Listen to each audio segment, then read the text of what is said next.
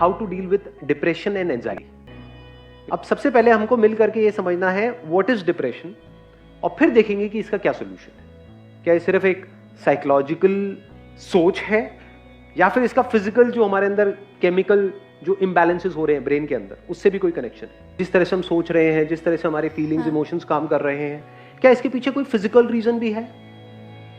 हम क्या करते हैं, हमेशा एक प्रॉब्लम के एक छोटे से फ्रेगमेंट को देखते हैं और उस फ्रेगमेंट पे काम करते रहते हैं। होलिस्टिक अप्रोच नहीं है हमारी।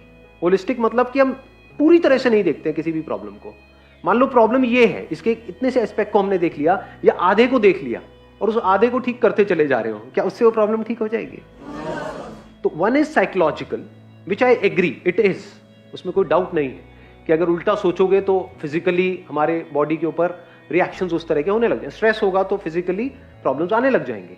बट क्या इसका कोई फिजिकल रीजन भी है डिप्रेशन का, कि फेलियर से कैसे डील करना है, नेवर गिव अप, लाइफ को किस तरीके से देखना है कि एक इवेंट का एंड आपकी लाइफ का एंड नहीं है।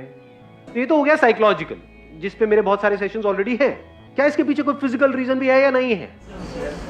फिजिकली कुछ ऐसा हो रहा है हम सबके साथ में जहां पर कोई बहुत बड़ी गड़बड़ है और उस फिजिकल की वजह से psychologically we are not feeling good. कई बार ऐसा नहीं होता कि उल्टा सीधा कुछ नहीं हुआ है आपके साथ में, मतलब सब कुछ ठीक चल रहा है, फिर भी आपको अच्छा नहीं लग रहा, यू आर फीलिंग बैड। ऐसा हुआ है या नहीं हुआ है? मतलब बिना किसी वजह के ही मूड खराब है, ऐसा होता है नहीं होता है? ऐसा क्यों होता है? फॉर एग्जाम्पल बीमार होते हैं तो अच्छा फील नहीं होता, तो क्या वो साइकोलॉजिकल रीजन है या अंदर कोई बैक्टीरिया है, कोई वायरस है, कुछ कोई गड़बड़ हो रही है फिजिकल लेवल पे? ज्यादातर यही बहुत बड़ी प्रॉब्लम होती है। होता क्या है कि if a person is not feeling good, वो 2-3 दिन तक फॉर एग्जाम्पल बेड पर है, उसका कुछ करने का मन नहीं कर रहा है, that person is feeling sad. ध्यान से समझ लेना, आप किसी डॉक्टर के पास में जाओगे तो वो साइकोलॉजिकल पे ज्यादा ध्यान नहीं देगा। वो क्या करेगा, फटाफट से अपना वो निकाला, उस पर लिखा ये खा लो। तो वो किस लेवल पे काम कर रहा है? फिजिकल। और एक्चुअल में साइकोलॉजिकल लेवल पे आपको खुद काम करना होता है, कोई और आपके लिए नहीं कर सकता है। बाहर से कोई कितना भी बोलता रहे, चाहे वो डॉक्टर बोल रहा है, चाहे मैं बोल रहा हूं, चाहे कोई और बोल रहा है, इतना फर्क नहीं पड़ता है जब तक कि आपके खुद के अंदर से ना आ जाए कि मुझे अपनी थिंकिंग को चेंज करना है। तो साइकोलॉजिकली अपने आप को कैसे ठीक करना है, वो किसके हाथ में कंट्रोल है? पूरी तरह से आपके हाथ में है। पहले तो इसको अच्छे से समझ लो। जिसने सोच लिया कि नहीं अब बहुत हुआ, अब मुझे आगे बढ़ना है लाइफ में, 1 सेकंड में बाहर, मतलब 1 महीने तक बैठ करके रो रहे थे, ऐसा होता है लाइफ में? नहीं होता है। कि कुछ गड़बड़ हो गई, पड़े हुए हैं, अरे यार सब खत्म हो गया, सब बर्बाद हो गया, अब कुछ नहीं बचा है, अब तो कुछ हो ही नहीं सकता है, मेरी जिंदगी झंड है, ये सब उल्टा सीधा अपने आप को बोले चले जा रहे। एकदम से एक मूवमेंट नहीं आता है, चल खड़ा हो, आगे बढ़ यार, कोई बात नहीं, क्या हो गया, और एकदम से सब कुछ बदल जाता है। इसको बोलते हैं साइकोलॉजिकल। उस वक्त अगर फिजिकल भी जो हमारी बॉडी का जो केमिकल लोचा है वो हमारा साथ दे तो और अच्छा हो जाएगा। यही तो दवाइयां करती है, जो डॉक्टर्स दवाइयां देते हैं उससे क्या होता है, अंदर जो फिजिकल लेवल पे गड़बड़ हो रही होती है उसको वो संभाल लेते हैं, उसके भी सिम्टम्स को संभालते हैं, कॉज को नहीं। आज हम कॉज पे जाने वाले हैं। दोनों में फर्क समझ आ रहा है?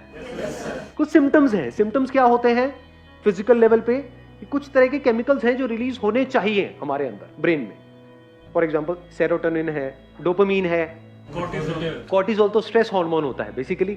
कुछ ऐसे केमिकल्स हैं जो रिलीज होने चाहिए, वो रिलीज नहीं हो रहे हैं, तो you are feeling bad without any reason. उसके साथ में कुछ और भी उल्टे सीधे थॉट्स चल रहे हैं, तो और एक साइकिल घूम रही है। उन थॉट्स की वजह से और बुरा लग रहा है, जितना बुरा लग रहा है और थॉट्स आ रहे हैं। समझ रहे हो ना, ये कैसे एक दूसरे को इंपैक्ट करता है, फिजिकल और साइकोलॉजिकल।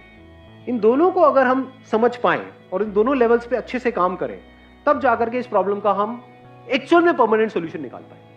अब इसको ध्यान से समझ लेना, मतलब फिजिकली क्या गड़बड़ होती है, कुछ ऐसे केमिकल्स हैं जो रिलीज होने चाहिए हमारी ब्रेन में, वो नहीं होते हैं, जिसकी वजह से वी स्टार्ट फीलिंग बैड। और कुछ ऐसे केमिकल्स हैं जो रिलीज नहीं होने चाहिए, फॉर एग्जांपल कॉर्टिसोल, वो रिलीज होता चला जाए, स्ट्रेस हार्मोन भी बोलते हैं उसको। तो ये मेडिकेशंस क्या करती है, उसको ब्लॉक करती है, जो रिलीज नहीं होना चाहिए, और जो होना चाहिए उसको आर्टिफिशियली क्रिएट कर देती है, वो रिलीज होने लग जाता है, तो आपको अच्छा फील होने लग जाता है। दवाई लेते एकदम से अच्छा फील होने लग जाता है। बट क्या ये परमानेंट सॉल्यूशन है? बीमारी का इलाज करने के 2 तरीके हैं। एक है बीमारी के जो सिम्टम्स हैं सिर्फ उसका हम इलाज करें, एक है बीमारी की जड़ को काट दें। फॉर एग्जाम्पल गाड़ी में आपके फ्यूल नहीं है और आप साइकोलॉजिकली बड़ा अच्छा सोच रहे हो, मुझे वहां जाना है, ये मेरा गोल है, मैं इतनी स्पीड पे चलाऊंगा, सारा प्लान बना लिया, गाड़ी में फ्यूल ही नहीं, दबाए चले जा रहे रेस। तो रीजन क्या है? फिजिकल है, साइकोलॉजिकल है? फिजिकल है। ऐसे ही बॉडी में अगर हमारे फ्यूल ही नहीं है या फ्यूल में ही मिलावट है तो रीजन फिजिकल हो गया। मान लो किसी का पेट ब्लॉक है, 4-5 दिन से काम ही नहीं हुआ है और वो यहां पर बैठे हुए हैं, बैठे होंगे,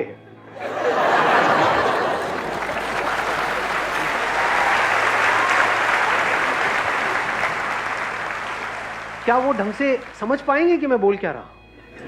सब ब्लॉक हुआ पड़ा है। आयुर्वेदा क्या कहता है? हर बीमारी की जड़ क्या है? पेट है। ये पता है हमको?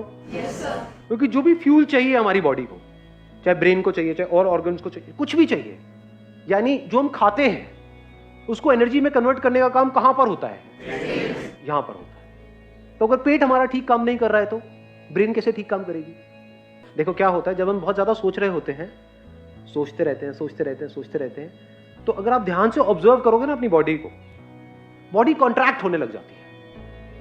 जब भी आप बहुत ज्यादा सोचते हो तो सब कुछ कॉन्ट्रैक्ट होने लग जाता है। ऐसा होता है, नहीं होता है?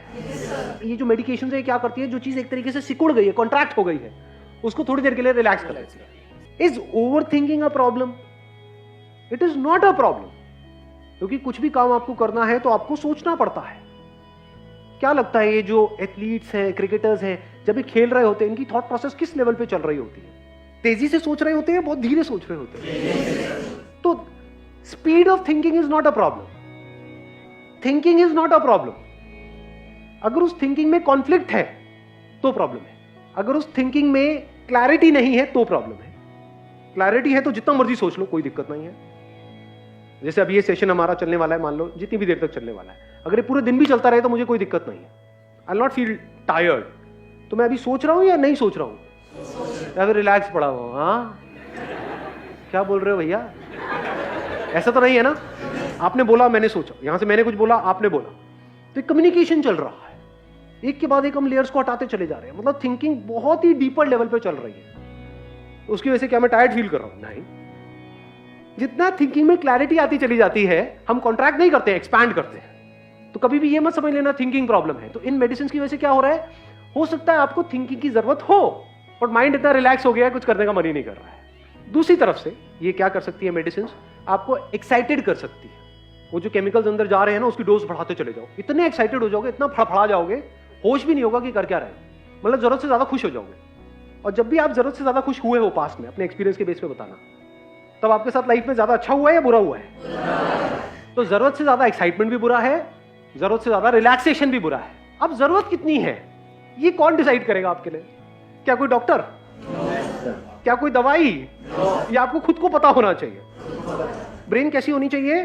जो ना डल हो ना ओवर एक्साइटेड हो, नॉर्मल एक स्टेट में हो। नहीं तो प्रॉब्लम इसकी एक बहुत बड़ी क्या है कि इन मेडिसिन की वजह से जो एक्साइटमेंट हमको मिलता है, लोगों को उससे अटैचमेंट हो जाती है। फिर अगर एक नॉर्मल स्टेट भी होगी, जैसे एक बंदे की एक नॉर्मल स्टेट है, उसमें अगर उनको लाया जाएगा तो वो कहेंगे इसमें मजा नहीं आ रहा है, थोड़ा और बढ़ाओ डॉक्टर साहब। उसका परमानेंट सोल्यूशन क्या है उसके बारे में हमको सोचना है। अभी मैंने एक फ्यूल का एग्जांपल आपको दिया था। हमारी बॉडी के लिए फ्यूल क्या है? फूड मतलब क्या?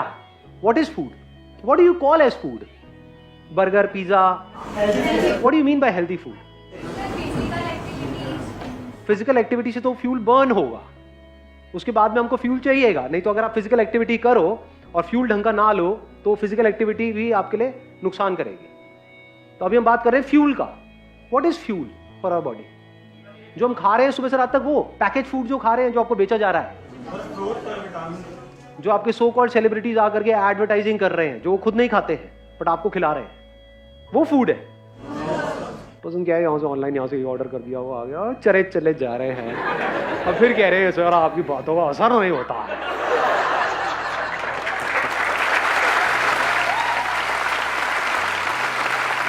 डाइट के बारे में एटलीस्ट बेसिक नॉलेज आप गैदर कर लो।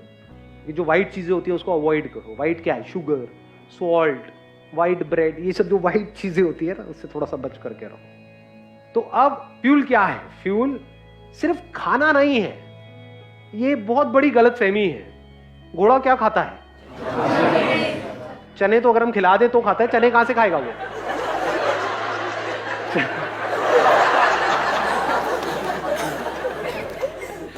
घास खाता है। दम होता है घोड़े में? नहीं होता है। तो घास खाने क्या फिर? कर दी ना घोड़ों वाली बात। अरे मैं घास खाने के लिए नहीं कह, घास में क्या होता है इतना नहीं पता है, मतलब कोई साइंस बैकग्राउंड से नहीं है। क्लोरोफिल नहीं होता है। क्लोरोफिल मतलब क्या, कहां से बनता है वो? सनलाइट से। तो इनडायरेक्टली क्या घोड़ा सनलाइट नहीं खा रहा है? सनलाइट में एनर्जी है या नहीं है? Vitamin D. अब देख लो ये क्या गड़बड़ हो रही है। सनलाइट मतलब विटामिन डी। सनलाइट का रोल सिर्फ विटामिन डी तक है, या सनलाइट के जो हजारों लाखों फायदे हैं उसमें से एक है विटामिन डी? तो फ्यूल मतलब सिर्फ खाना नहीं, that is just one aspect of fuel. धरती, जल, अग्नि, वायु, आकाश, ये 5 तरह का फ्यूल है। फ्यूल से क्या होता है, अगर फ्यूल सही जाए हमारी बॉडी में, आपको मेडिसिन की जरूरत नहीं है। If you take the right kind of food for your body, that food is medicine without any side effects. You don't need additional medicine अगर फूड को आप ठीक कर लो तो। Does it make sense? तो पहला क्या आया? धरती। धरती से रिलेटेड क्या आ गया? फ्रूट्स, वेजिटेबल्स, ये वो। दूसरा क्या है? धरती, जल, पानी। पानी की कमी हो गई तो अपने आप ही बुरा फील होना शुरू हो जाएगा। खाना उल्टा सीधा खाओगे, अपने आप ही बुरा फील होना शुरू हो जाएगा। धरती, जल, अग्नि मतलब सनलाइट। मैं आपको बेसिक सा एक फंडा बता रहा हूं, डिप्रेशन का इससे डायरेक्ट कनेक्शन है, इनडायरेक्ट नहीं है। आपको एक डार्क कमरे में ले जाकर के बंद कर दिया जाए 7 दिन के लिए, अंधेरे कमरे में, तो एक नॉर्मल बंदा भी डिप्रेशन में चला जाए। और अगर आपको खुले में छोड़ दिया जाए, घोड़े की तरह, घोड़ों के साथ में, घोड़े भी भाग रहे हैं, आप भी भाग रहे हैं,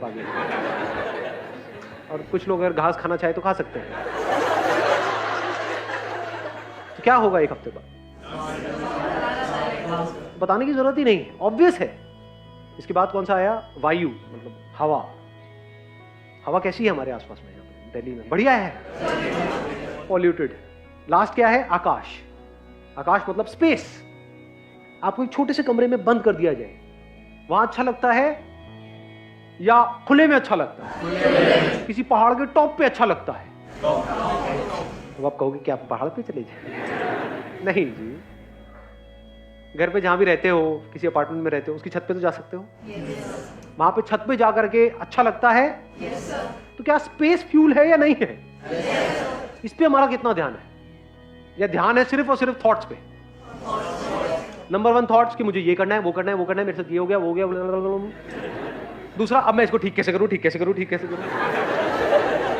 आई एम नॉट टू श्योर आप में से कितनों को एक्चुअल में पता भी होगा कि हेल्थ की जो पीक स्टेट होती है वो कैसी होती है, जब बॉडी, माइंड, इंटेलेक्ट और जो हमारी बाकी की सारी एनर्जीज हैं वो परफेक्टली काम कर रही होती है। नेचुरोपैथी के कुछ सेंटर्स हैं वर्ल्ड वाइड, इंडिया में बहुत सारे हैं और बहुत ही रीजनेबल रेट पर है।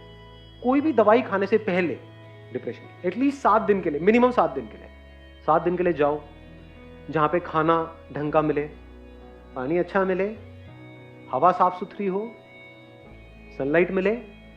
उसके अलावा और भी बहुत सारे वहां पे ट्रीटमेंट्स होते हैं, मिट्टी विट्टी पूरे लगा करके लिटा देते हैं कहीं पर भी।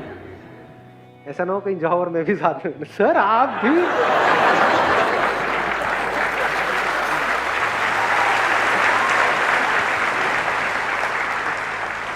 पूरी इतनी लाइफ आपकी आगे पड़ी हुई है, उसके लिए क्या है 10 दिन निकालना बनता है नहीं बनता है? गाड़ी की भी हम सर्विस कराते हैं ना।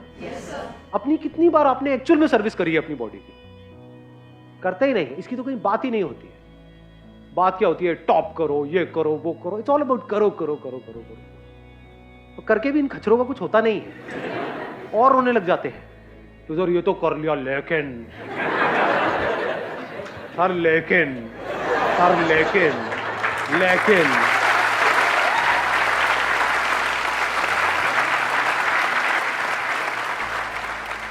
फिजिकली ठीक का मतलब क्या और खराब का मतलब क्या? डिस ईज, इसी में इसका मीनिंग छुपा हुआ है। Dis ease, when you are not at ease, that is disease. जो भी आप गड़बड़ कर रहे हो फ्यूल के लेवल पे, वो गड़बड़ करनी बंद कर दो तो बॉडी अपने आप ही एट ईज हो जाती है। Once you are at ease, mind clear हो जाता है, तब आप डिसीजंस ले सकते हो अपनी लाइफ में। और वहां पे जा करके आप ये सोच भी सकते हो कि यहाँ पे जो भी मैं अभी कर रहा हूं 7 दिन तक या 10 दिन तक या 15 दिन तक, उसको प्रैक्टिकली अपनी लाइफ में अप्लाई कैसे करूंगा अगले 1 साल तक। नहीं तो वो 7 दिन 10 दिन एक हॉलीडे की तरह हो गया, बेकार हो गया। You got the answer of this particular problem? क्योंकि हो सकता है अभी आप में से कोई इसको फेस नहीं कर रहा है, लेकिन जिस तरह का हमारा लाइफस्टाइल है, जिस तरह का स्ट्रेस है, जिस तरह से कॉम्पिटिटिव एनवायरनमेंट है, आने वाले टाइम में आप सब इस सिचुएशन को फेस करने वाले हो। तो इस प्रॉब्लम को फेस करने के लिए, यानी साइकोलॉजिकल लेवल पे जो गड़बड़ है उसको फेस करने के लिए बॉडी आपका साथ दे तो बेटर है। Wish you all the very best. Thank you so much for coming.